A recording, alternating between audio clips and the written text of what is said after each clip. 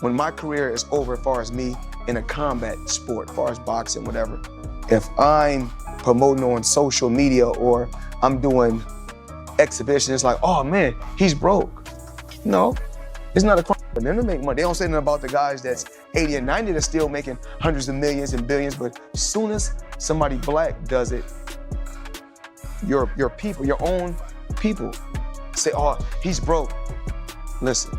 This might be the one time where Floyd is strong-armed into signing a fight that he maybe didn't want to be a part of if he, I don't know, didn't think it was pro or he signed down for it and didn't understand. I have no idea, but he that's the other thing. He signed three separate contracts according to Manny Pacquiao's team already.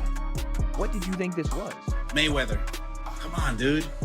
Fight a real fight. I'm not here to talk about no one else's pockets because I got to where I got to focusing on Floyd Mayweather. That's how I got to becoming 50-0. Because my thing was always, I didn't care what nobody else was doing. I had to focus on me and my family. Focus on what Ellerby. Team Pacquiao, I'm sure there'll be a statement from Team Floyd. I don't even know who's on Floyd's team anymore. Leonard Ellerby's gone. I don't know if Al Heyman's probably not working with him because he's not necessarily directly in a lawsuit with Al Heyman, but that's another thing. Floyd is directly in a lawsuit with Showtime right now for $300 million, saying they didn't pay him, that they paid Al Heyman, and that money never got facilitated to him. This is a mess, dude. And, you know, people were like, oh, Floyd ain't going broke. And, okay, he made close to $1 billion, but I'm telling you, when you spin like Floyd Mayweather spins, when you take advantage of people and try to essentially steal their money, you start having these little things become big things where you're not paying off. I mean, we went over all this already, but you're not paying off properties that are getting foreclosed on. You owe millions upon millions of dollars to the IRS. You're buying assets that don't appreciate. You're having to sell back things and close business. Against me, back when we fought. And what's crazy is that people don't know that we had a rematch clause for 1 year. And what do? Your retires for 1 year and 1 day.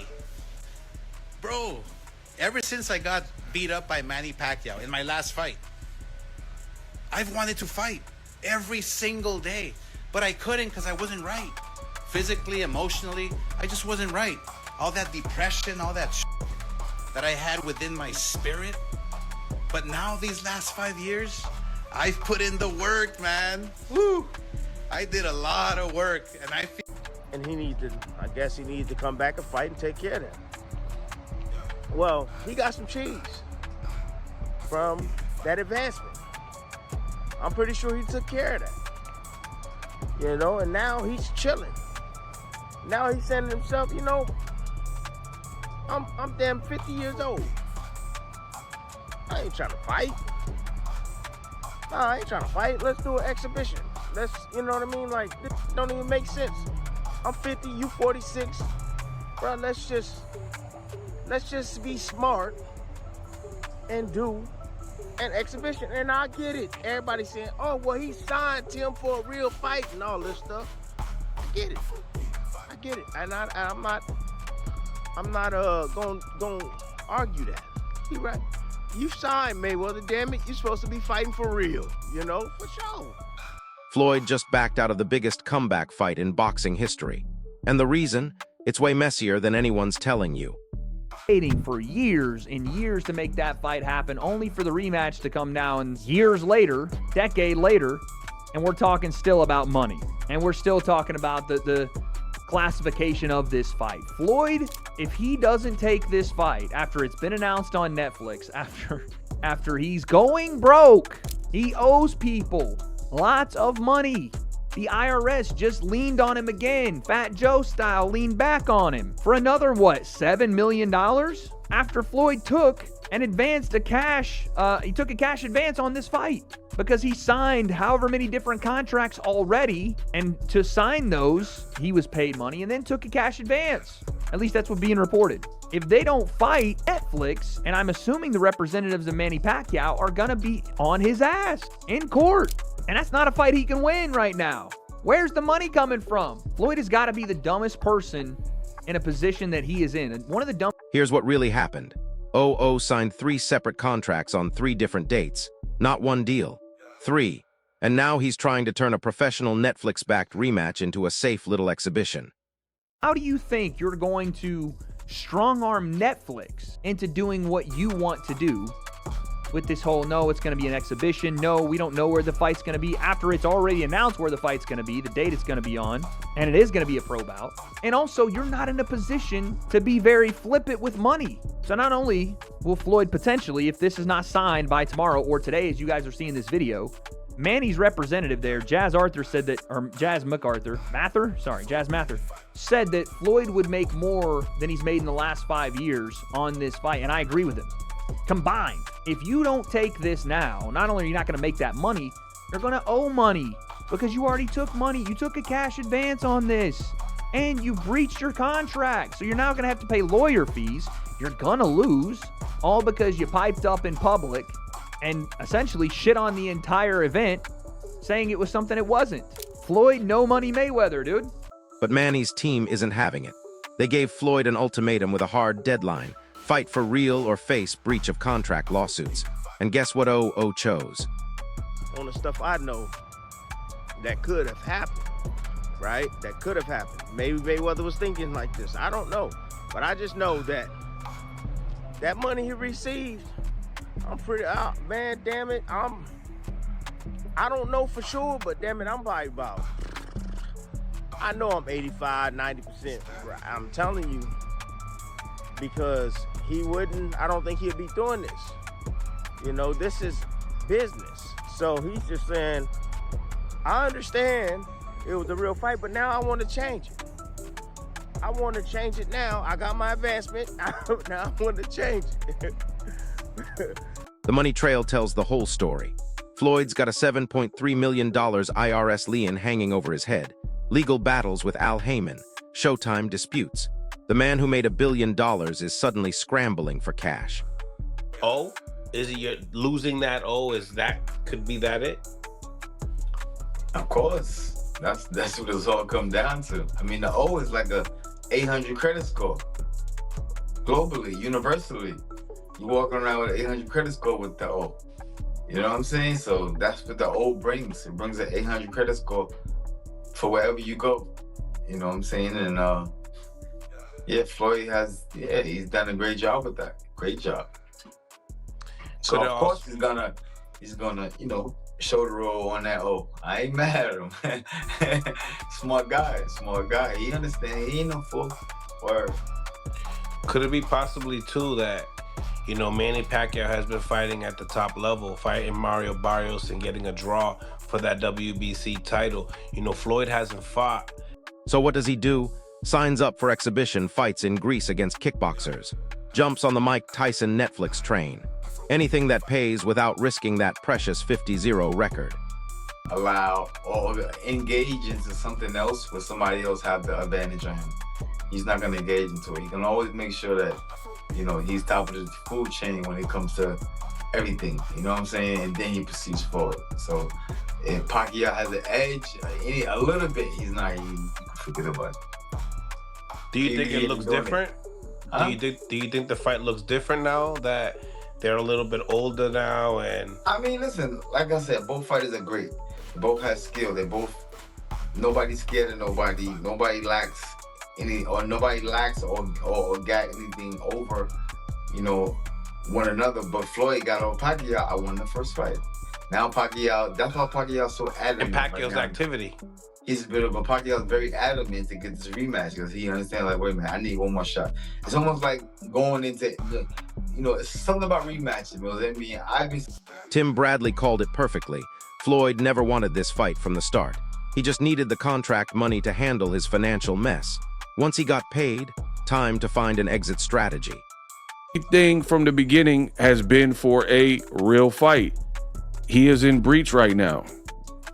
He has to provide written confirmation by tomorrow that he has intent to cure it, and there's a certain amount of time because there's multiple breaches across the board. Mather said He and others have already reached out to Mayweather to correct the situation, so he's fully aware. The guy thinks he knows what he's doing every time, and when people try to reach out to him or give him advice, he always, I got this, I have it figured out. We definitely don't, because we don't have our next steps figured out, right? The fight is not canceled. Floyd is definitely in breach of his contract. There's been no request by anybody to cancel it. Mayweather has been asked to provide written confirmation. And here's the kicker. Zab Judah broke down Floyd's real fear. That 0 on his record is worth everything. It's like an 800 credit score in boxing. Lose once and the mystique dies forever. And put on a fight that lives up to the deal and not degrade or disrespect anyone involved in setting this up. Pacquiao, meanwhile, is miffed by Mayweather's backpedaling.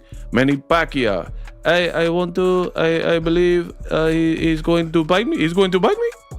Manny Pacquiao is not happy. He's been looking forward to this rematch. Nobody ever got a contract, and Netflix stepping up as a media empire holds a lot of weight. It reassured Manny that this was real. They put a stamp on it. He's obviously displeased. He does want to fight Floyd. He does not want an exhibition. Has no interest in that because that was never part of their conversation. And asked if the fight would ever occur as an exhibition. The fight will not take place as a pure exhibition under the contract and terms and platform. Meanwhile, Manny's still out there fighting elite competition at 46, taking real risks, while Floyd's cherry-picking exhibitions and calling it business strategy. Waste a bunch of people's money where there's nothing on the line, which means Manny can't get his get back and Floyd keeps his 50-0. So it looks like Floyd's trying to get slick and switch it up. And at the same time, Floyd did something else that I can see, at least this is my understanding, that Floyd Mayweather Jr. also negotiated himself another fight with a kickboxer in Greece. So Floyd gets his hands on some cash from the negotiation from Floyd with Manny. Then he also picks up another payday for himself with an exhibition against a kickboxer, and he has the exhibition on Netflix with Mike Tyson. All of which he can win and look good in, but at the same time not risk anything. And not only that, he can pull the cash from one guy to give him some, because cash rules everything around me. Oscar de la Hoya didn't hold back either. Called Floyd a straight-up coward for dodging real competition. Said he's been protecting that record for years instead of facing legitimate challenges. Nest egg and another investment, like maybe he wants to take $20 million and maybe, just saying, he may get a tip from one of his people about a real good investment that he can invest in, and then he can get a return on that investment from that cash and solve his problems. You know, the way that these guys that he's working with, or at least are accused of doing business.